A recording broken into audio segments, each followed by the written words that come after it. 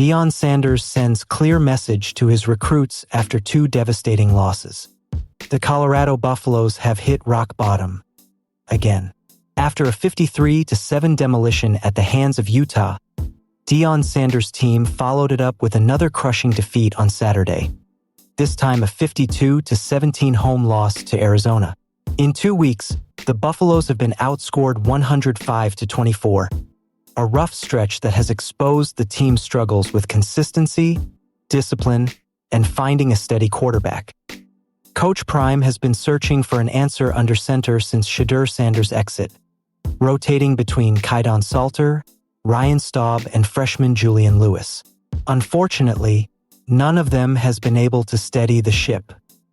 To put things into context, against Arizona, the Buffs committed 14 penalties, 5 turnovers, and trailed 38-7 by halftime. Nearly 50,000 fans watched in stunned silence as Sanders' high-energy program, once led by his accurate QB son, now looked unrecognizable. After the game, when a reporter asked how he would explain these performances to recruits and their parents, Sanders delivered a response only he could. "I don't have to explain it. They saw it. See, you got to understand. If you a dog, you want to come here and right the wrong. If you a cat, you look at the scoreboard and run. Which one are you? A dog or a cat?" Sanders said. It was a classic Coach Prime statement. Blunt, confident, and revealing. Because for him, the message was simple. He doesn't want players who shy away from adversity. He wants competitors, dogs, who see Colorado's collapse as an opportunity to build something greater. The carnival atmosphere that had enveloped Boulder, Colorado, turning Folsom Field into the nation's most vibrant Saturday spectacle, has faded into a distant, almost unbelievable memory. The fever dream of the 2023 season, which began with a meteoric 3-0 rise, has descended into a grim and humbling freefall. The latest chapter in this painful decline was not just a loss, but a public dismantling on home turf. A crushing 52-17 defeat to the Arizona Wildcats, coming on the heels of other brutal losses, marked a definitive rock bottom. In a span of just a few games against formidable conference opponents, the Colorado Buffaloes have been outscored by staggering margins, laying bare the deep-seated issues of a program built on speed and flash but lacking foundational strength. In the sobering silence of the post-game press conference, with the wreckage of the season around him, Coach Deion Sanders delivered his most crucial and unfiltered message yet, not to his current team, but to the future of his program. The on-field performance against Arizona was a masterclass in self-destruction, a near-perfect storm of everything that has gone wrong for the Buffaloes since their magical start. The statistics tell a story of complete collapse, an astonishing 14 penalties that consistently sabotaged any hope of offensive rhythm, and 5 turnovers that gifted a hungry Arizona team prime scoring opportunities. By halftime, the scoreboard read 38-7, and the once raucous crowd of nearly 50,000 sat in stunned disbelief. The high-octane, resilient team that captivated the nation seemed like a distant mirage.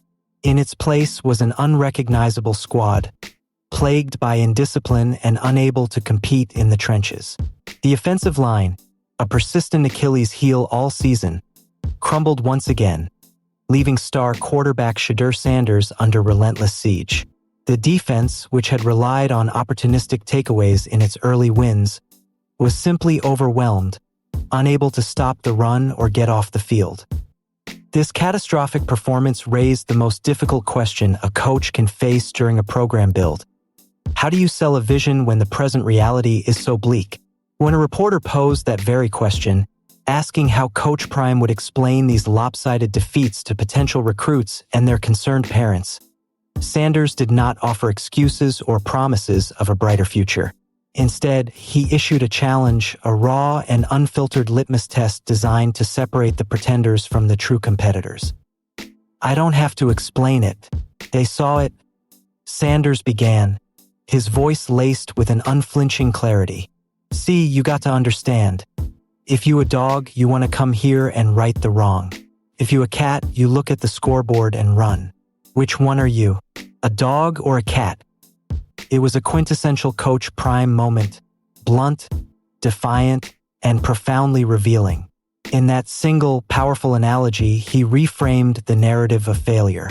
He transformed the team's glaring weaknesses into a magnetic opportunity. He was not begging for talent. He was issuing a call to arms. The message was unequivocal. This program is not for the faint of heart. It is not for players seeking the comfort of an established winner. Sanders was openly advertising a fixer-upper, a reclamation project, and he was making it clear that he only wants players with the grit, confidence, and character to pick up a hammer and help him build. He was searching for dogs, competitors who see a 52-17 loss not as a deterrent, but as a personal invitation to be part of the solution. Yet, behind this audacious challenge to future players lay a powerful, contrasting display of leadership toward his current ones. Before he drew a line in the sand for recruits, he drew a circle around his team. In a move that spoke volumes about his protective instincts as a coach, Sanders attended the post-game press conference alone. He barred his coordinators and players from facing the media's inevitable and pointed questions, choosing instead to absorb all the criticism himself. He became a human shield for his embattled program. "Don't attack the coordinators. Come at me," he commanded the room of reporters. "Don't attack the players. Come at me. This is me." This was the other side of the Prime persona. Not the charismatic showman, but the fiercely loyal leader taking full accountability. He openly admitted his own shortcomings in the team's preparation, calling the penalty count horrible and acknowledging a fundamental failure to get his team ready to execute. This public acceptance of blame was a stark contrast to his defiant message to recruits, creating a complex portrait of a leader who is demanding of the future while being protective of the present. Sanders also walked a fine line between criticizing the performance and defending his players' heart. While he lamented the lack of execution and preparation, he was adamant that the team had not given up on him or the season. His experience as a Hall of Fame player has given him an innate sense of a locker room's pulse, and he pushed back against any notion that his team had checked out. "I know this team personally. They haven't checked out," he insisted. "I know a quitter when I see one. I haven't seen that." It was his way of saying that the problem wasn't a lack of effort, but a lack of discipline and cohesion, flaws that, in his view, ultimately fall on the head coach to correct. Now, with a 3-6 record and the path to bowl eligibility all but closed, the final stretch of the season becomes a test of that very conviction. The Buffaloes are a team in crisis, with a broken offensive line, a defense that has surrendered over 100 points in its last 2 contests, and a quarterback who is taking a physical beating week after week. The glamour has evaporated, replaced by the brutal arithmetic of wins and losses. Through it all, the one element that remains unshaken is Deion Sanders' absolute belief in himself and his mission. When pressed on his own state of mind amid the chaos, his response was immediate and resolute. "I don't doubt me. Let's get that straight. I'm built for this," he declared. It is this unyielding confidence that fuels his entire project. It's what allows him to face a room of critics after a 35-point loss and issue a challenge to the nation's top recruits.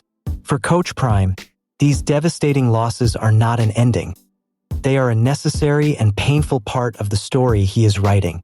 He is burning down the old structure to its foundation, and now he is inviting the toughest, most fearless workers to help him rebuild it, brick by brick. The door, as he made clear, is wide open, but only for the dogs.